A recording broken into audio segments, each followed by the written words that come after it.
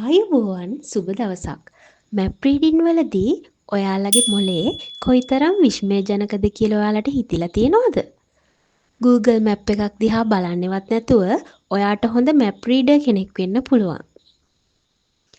අපේ මොලය තුල දේවල් ගබඩා වෙනවා මෙන්ටල් මැප්ස් විදියට. පර්සනල් ඩේටාබේස් එකක් ආකාරයට. ඒ කියන්නේ අපි දිනපතා භාවිතා කරන මාර්ග, දිශානති හා ලක්ෂණ වලින් පිරුණු පෞද්ගලික දත්ත ගබඩාවක්.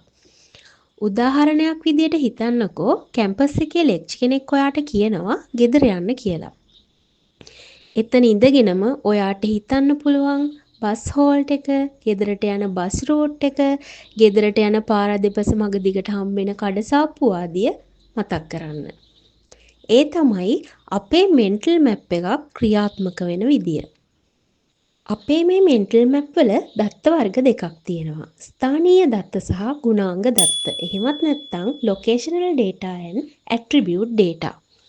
ස්ථානීය දත්තවලට උදාහරණ විදියට බස් නැවතුම්පල, පුස්තකාලය, වෙළඳසැල වගේ ස්ථාන ගන්න පුළුවන්. ගුණාංග දත්තවලට උදාහරණ තමයි බස් රූට් එක, බස් රථයේ ගමනාන්තය සහ ආරම්භය, පුස්තකාලය ආරම්භ වන වේලාව සහ අවසන් වන වේලාව ආදිය. මේ තොරතුරු එකට එකතු වුණාම භූගෝලීය තොරතුරු පද්ධතිය මගින් කරන කාර්යයන් අපගේ මොළයටත් කරන්න පුළුවන්.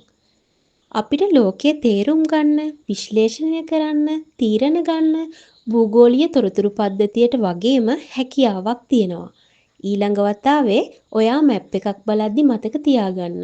සිතියමක් කියන්නේ රේඛා සහ සංකේත පමණක් නෙවෙයි. ඒක ඔයාලට ලෝකය දැකීමට, සිතීමට, තීරණ ගැනීමට උදව් කරන භාෂාවක්.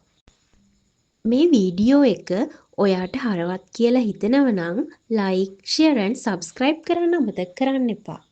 මැප් වර සමග ඉගෙනීම සරලව.